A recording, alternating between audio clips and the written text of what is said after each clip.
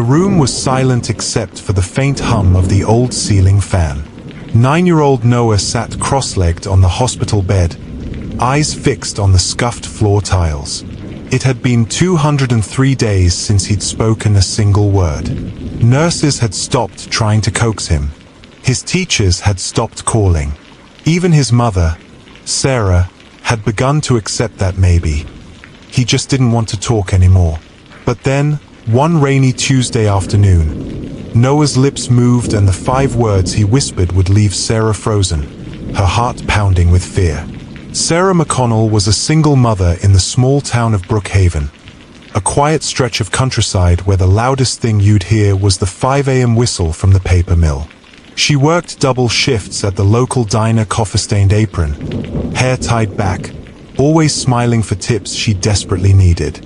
Her son, Noah, had always been the opposite of quiet. At 6, he'd memorize every fact about dinosaurs and corner strangers at the grocery store to tell them about the Stegosaurus's tail spikes. He was curious, bright, and endlessly talkative until last winter. Brookhaven Elementary was just a 10-minute walk from their home. A squat brick building with peeling blue paint.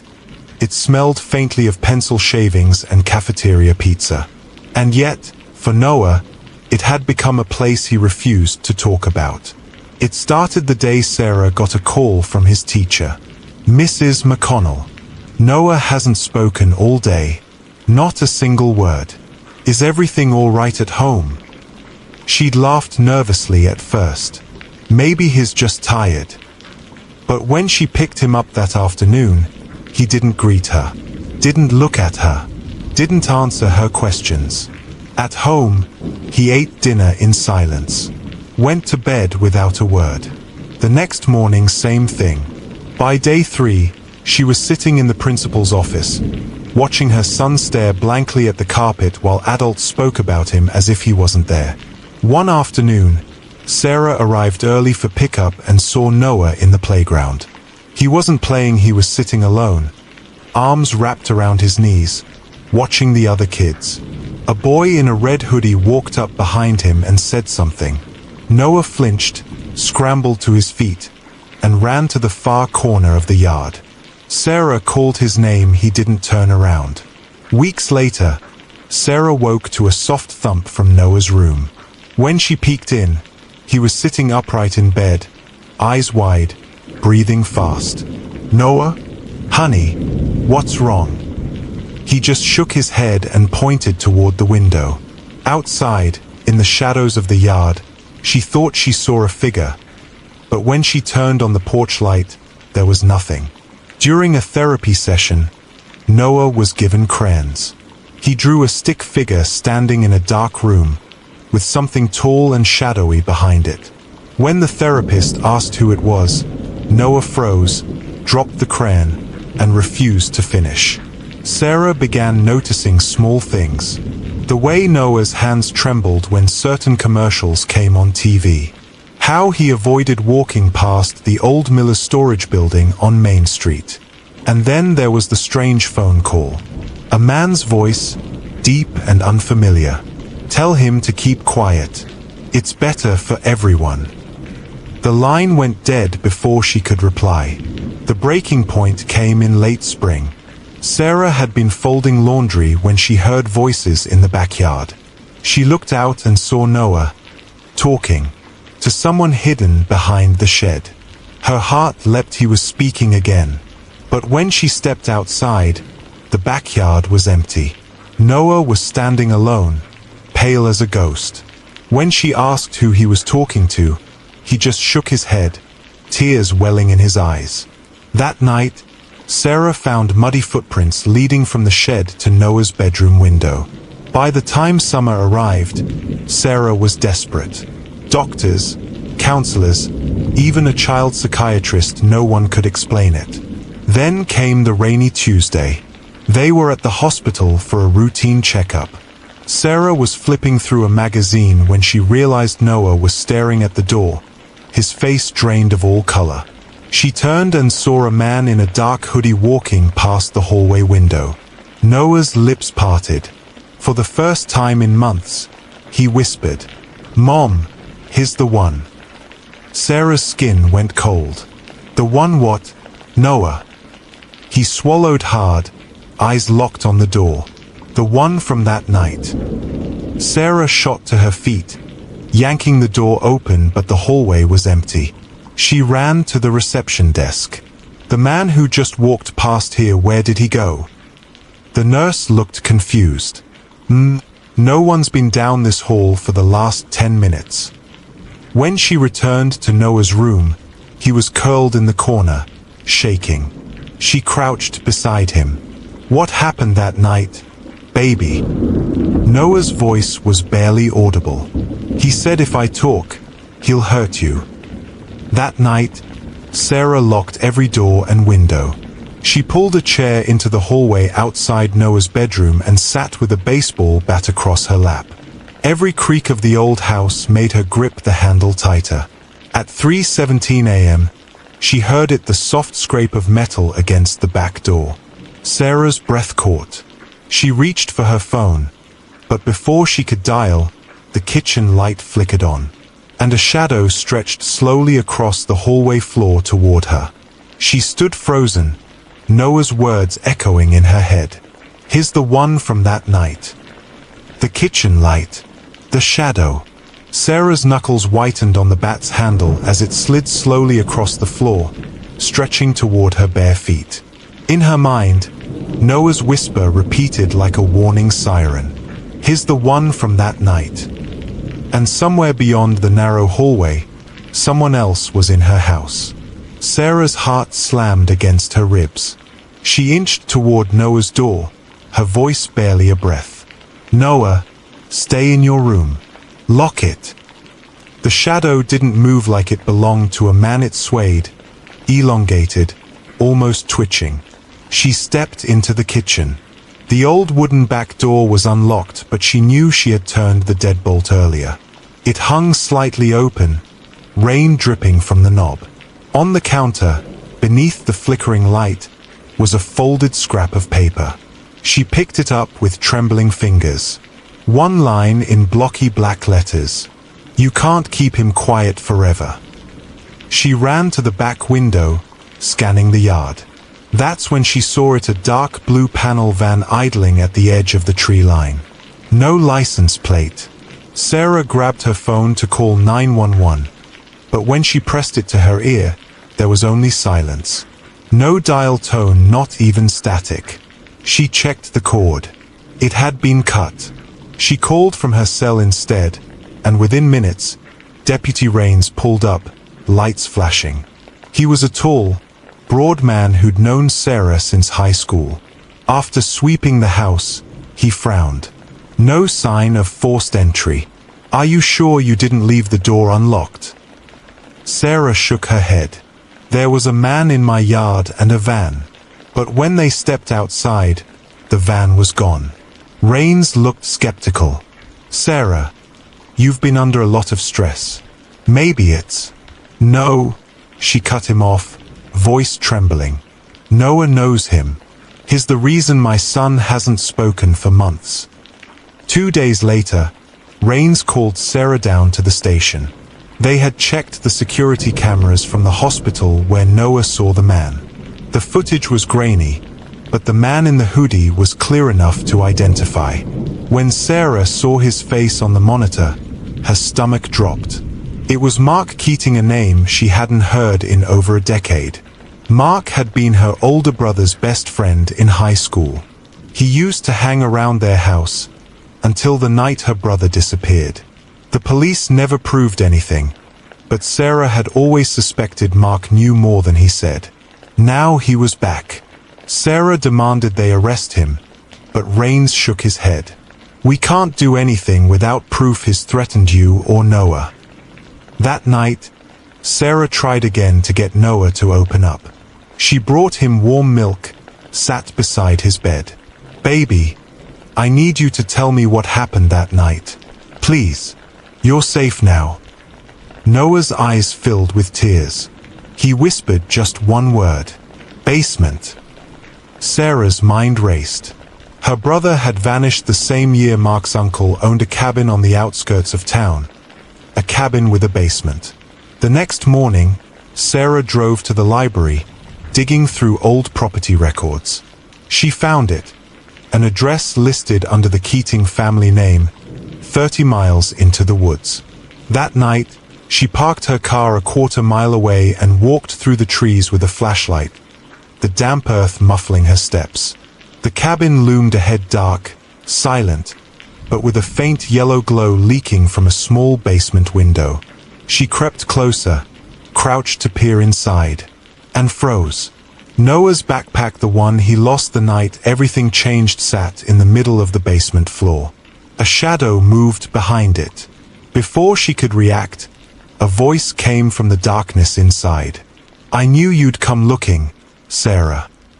Her flashlight flickered and went out.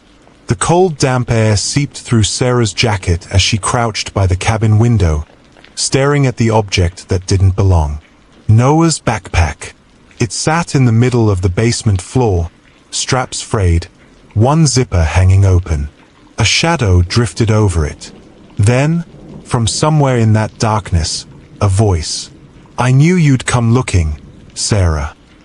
Her flashlight flickered twice and died. Sarah's breath fogged the glass. She stumbled backward, heart pounding in her ears. The woods around her felt suddenly alive, every rustle of leaves a warning. But the voice had been too close. Not muffled, not echoing like it came from underground. It sounded like it was right beside her. She spun around. Between the trees, a tall figure stood perfectly still. She couldn't make out a face, only the faint outline of a hood. When she took a step back, it moved one deliberate step forward. Sarah bolted to the cabin's front door, rattling the handle. Locked. She slammed her shoulder against it, but the wood didn't budge. Circling the cabin, she found a rusted hatch leading down into the basement. It was chained shut, but one link looked weak.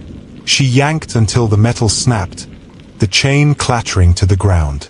As she gripped the hatch handle, she noticed something carved into the wood, deep gouges forming two words. "Help me." They weren't fresh. The edges of the carving were worn smooth, as if they'd been there for years. She pushed the hatch open and climbed down the narrow wooden steps, her flashlight now replaced by the dim yellow glow from a bare bulb hanging over the basement. The smell hit first mildew, old earth, and something metallic. Noah's backpack was still there. She knelt, unzipped it, and found her brother Daniel's high school ID. Her breath caught. He'd been missing for 12 years. Before she could process it, a low creak came from behind. She turned and Mark Keating stood at the base of the stairs, blocking her only exit. His smile was slow, unsettling. "You've been digging in the wrong places, Sarah. Your boy didn't stop talking because of me." She clenched the straps of the backpack. "Then who?" Mark stepped closer, voice dropping. "He's afraid of what's still here. And you should be too." Sarah tried to shove past him, but he grabbed her arm with a grip like iron. She swung the flashlight into his ribs, and he doubled over just enough for her to dart toward the stairs. From somewhere deeper in the basement, a metallic scraping echoed slow, deliberate. Mark's expression changed from smug to pale. "You shouldn't have opened that hatch." Suddenly, the bare bulb overhead began to sway, its chain rattling. Dust drifted from the ceiling. From the far corner of the basement, something shifted in the shadows, not stepping, not walking, but crawling. Mark's grip tightened on her wrist again. "We have to go. Now." Sarah froze. In the half-light, she saw it, two pale hands gripping the edge of an old wooden crate, and a face slowly rising into view. It wasn't Daniel, and it wasn't human. The crate in the basement shifted again. Two pale hands, fingers too long, nails cracked and dark. Then a face emerged, gaunt, skin stretched thin over sharp cheekbones, eyes so wide and black they seemed to swallow the light. Sarah's knees locked, her breath caught, and beside her, Mark Keating whispered, "Don't move."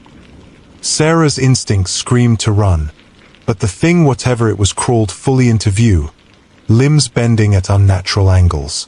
Its head tilted, slow and deliberate, like it was studying her. The air in the basement felt heavier now, damp and cold, carrying a faint sour smell of rot. The bare bulb overhead swung harder, shadows slicing across the walls like blades. Mark still had her wrist. His grip trembled.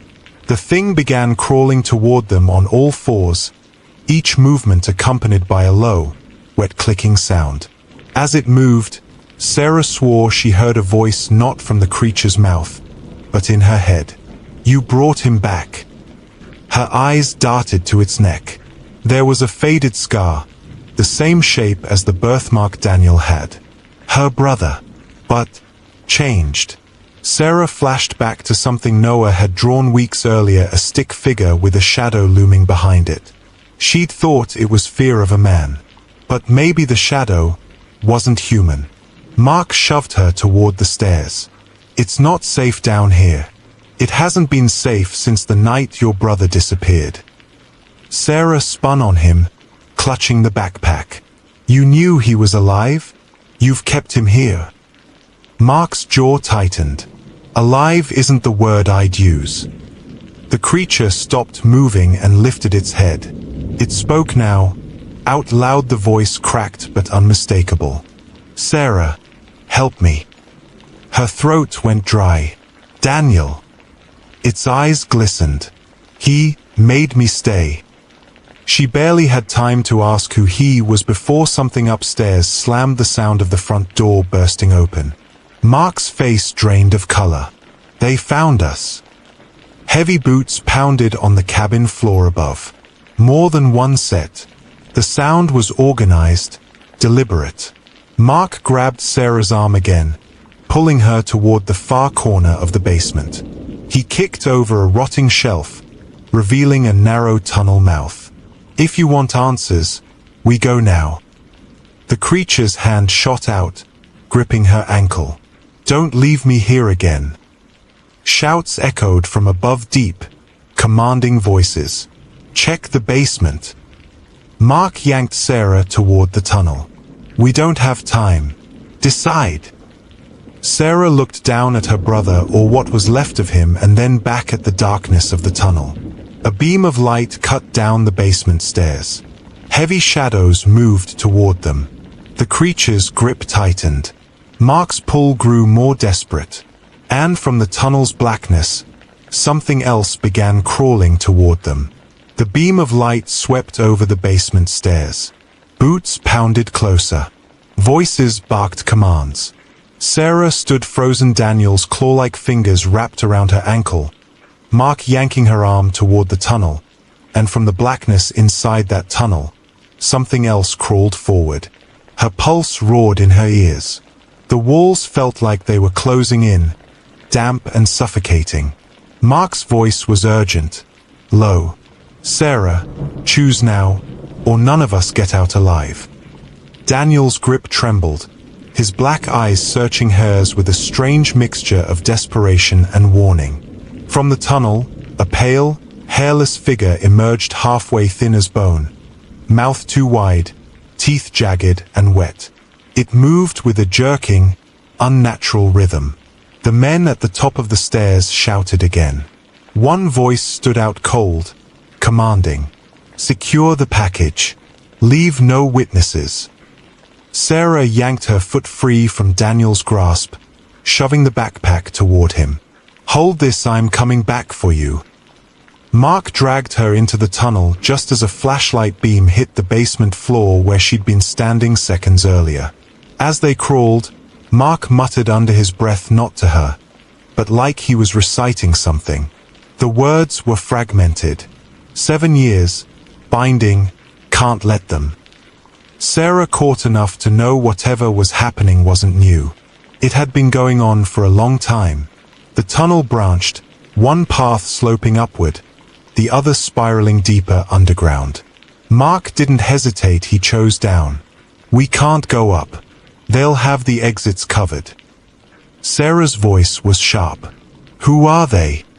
Mark glanced back, eyes hard. "People who think your son belongs to them." They reached a chamber lit only by a single oil lantern. In the center was a table covered with yellowed photographs.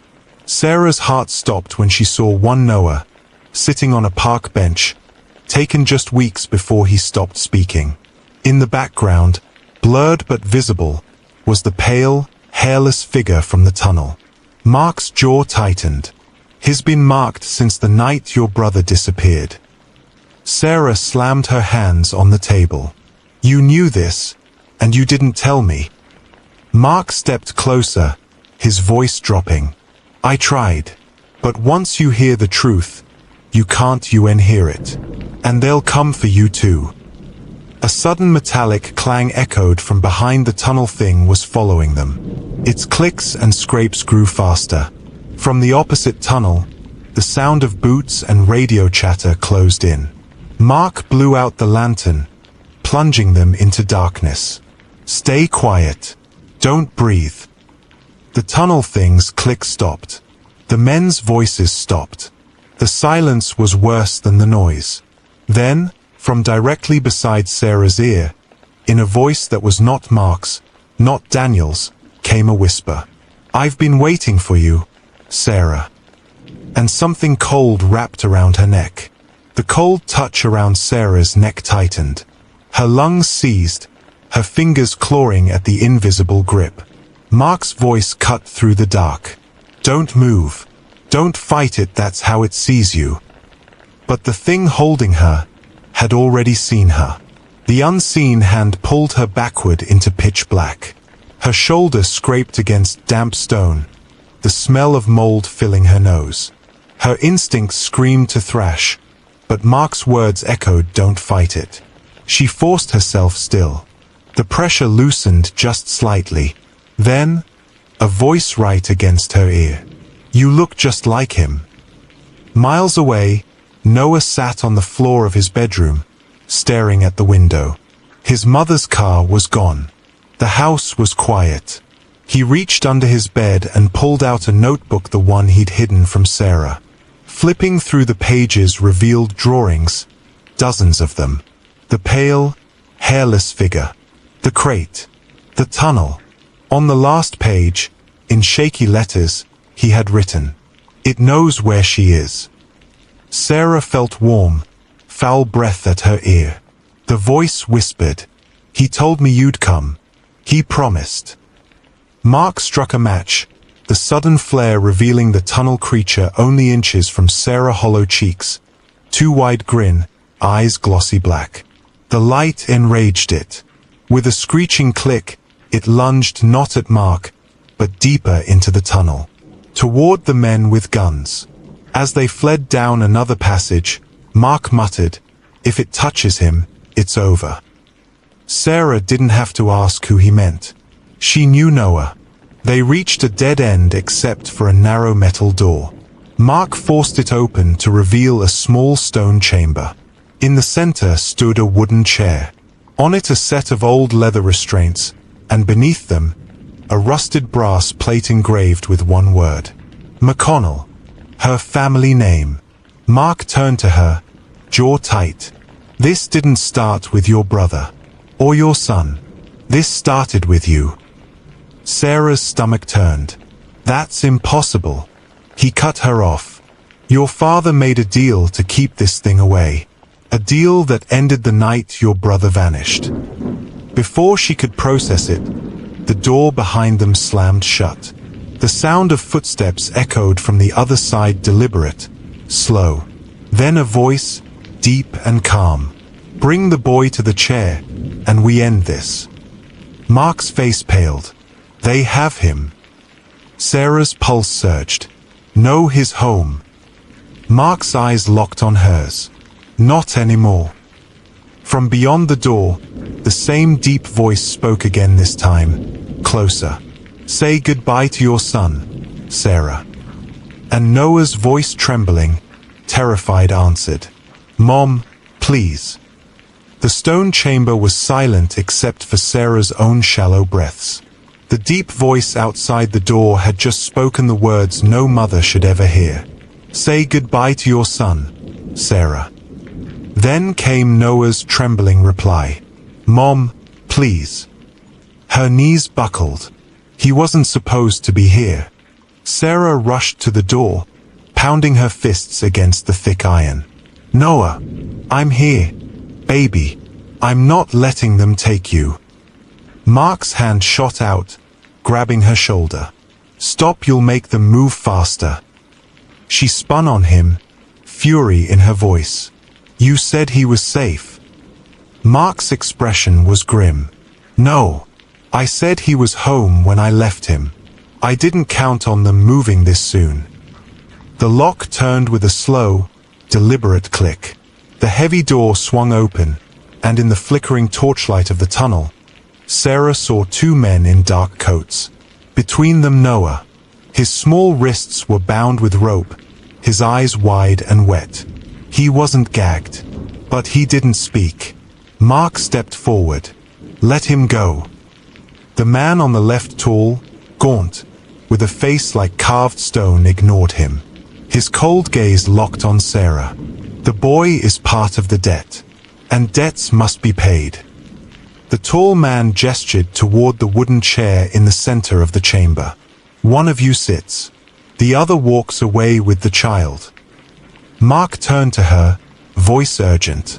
"Sarah, you don't understand. If you take that seat, you're not walking away." From somewhere in the tunnels came the unmistakable clicking, faster this time, hungrier. The pale, hairless figure was coming back. The tall man's words echoed in her mind, part of the debt. Her father's secrets, the strange way her family never talked about certain years, the binding Mark mentioned. It all pointed to one truth. This had been coming long before Noah was born. The clicking grew louder until the creature slithered into view behind the men. They didn't react, didn't even turn. It moved toward Noah, its long fingers twitching. Noah flinched, but instead of stepping back, he whispered something. The creature stopped moving. Sarah froze. The sound of her son's voice, the first time she'd heard it clearly in months, was low, steady.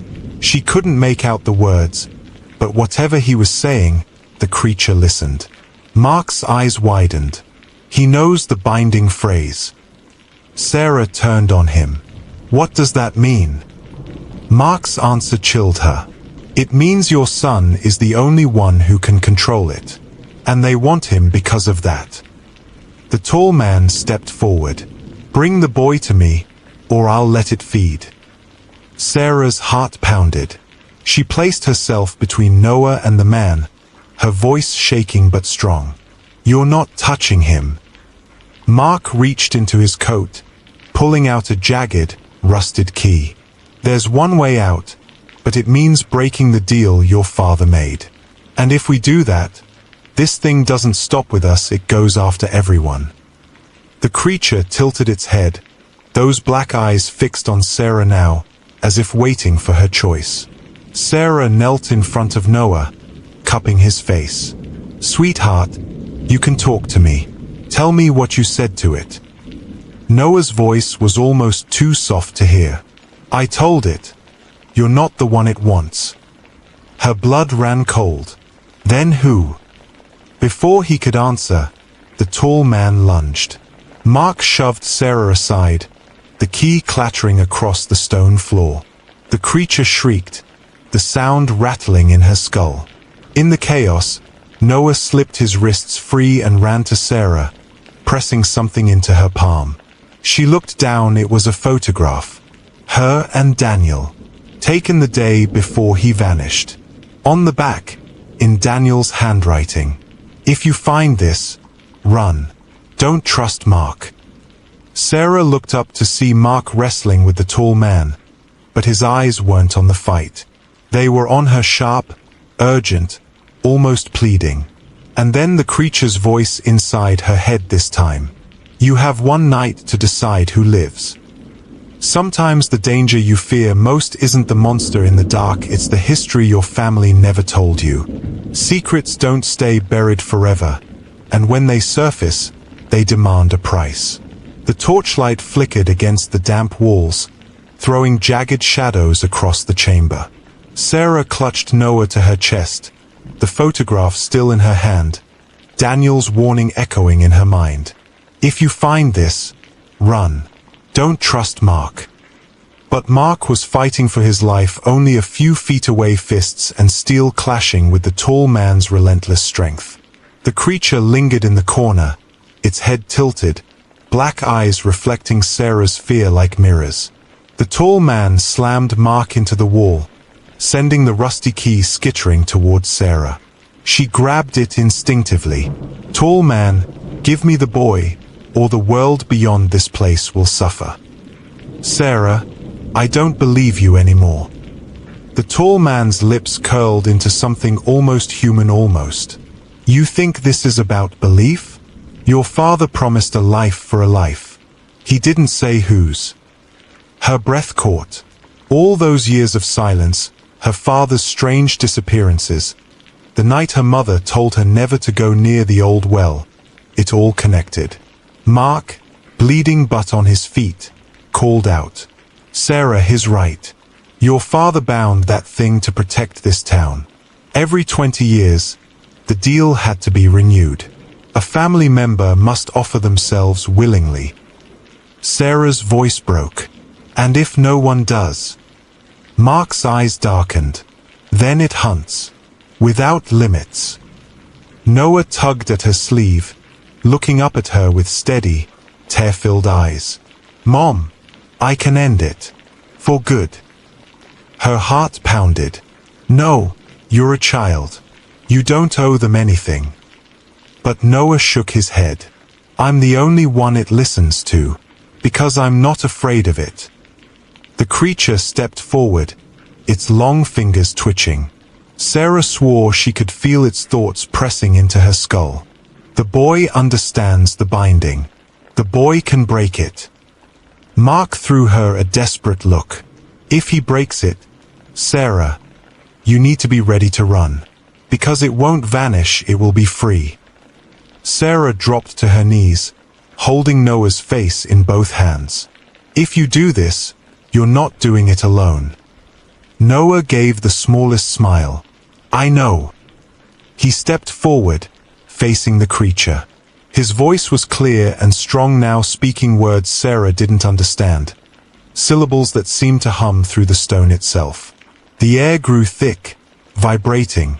The tall man screamed, clutching his head as black smoke poured from his eyes. The creature's form shimmered, its pale skin splitting to reveal something vast, ancient, and terrible beneath.